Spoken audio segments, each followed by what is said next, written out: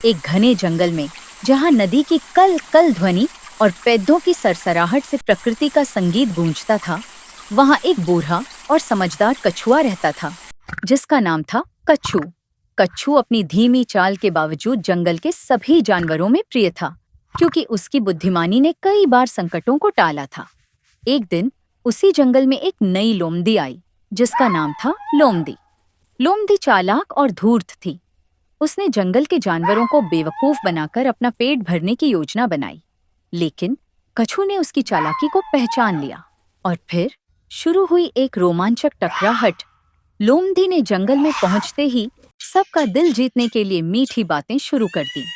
उसने कहा, मैं तुम सबकी सेवा करने आई हूँ। मैं जंगल की रानी के दूत के रूप में यहाँ हूँ। उसने झूठ बोला कि जंगल की दूर बसी एक रहस्यमयी रानी ने सभी जानवरों के लिए भोजन का भंडार भेजा है, लेकिन उसे इकट्ठा करने के लिए सबको अपना अपना भोजन पहले लोमड़ी को देना होगा। भोले भाले जानवरों ने उसकी बातों पर विश्वास कर लिया। खरगोश ने गाजर, बंदर ने केले और हिरण ने पत्तियां लोमड़ी को दे दी।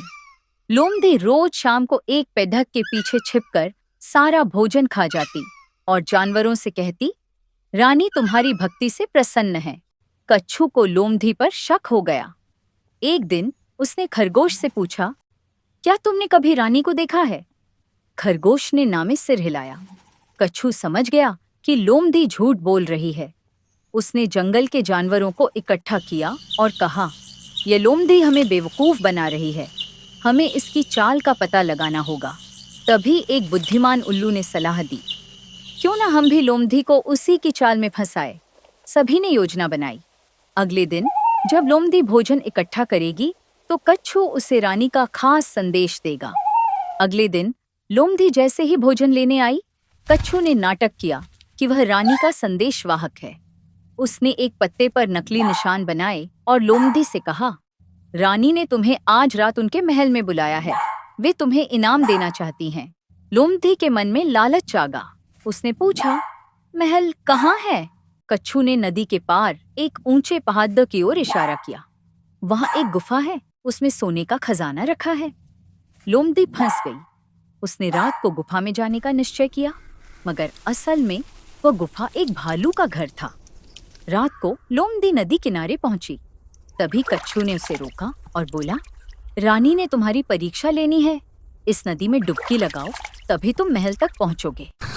लोमड़ी ने डरते हुए नदी में छलांग लगा दी, लेकिन पानी की तेज धार ने उसे बहा दिया। वह चिल्लाती हुई दूर निकल गई। दूसरी ओर भालू की गुफा में जानवरों ने लोमड़ी का इंतजाम किया था। जैसे ही लोमड़ी वहां पहुंची, भालू ने गुर्राते हुए उसे डरा दिया। लोमड़ी समझ गई कि उसकी चालाकी का पर्दाफाश हो चुका है। मांगी। कच्छू ने उसे समझाया, धोखे से कमाया गया भोजन कभी टिकता नहीं।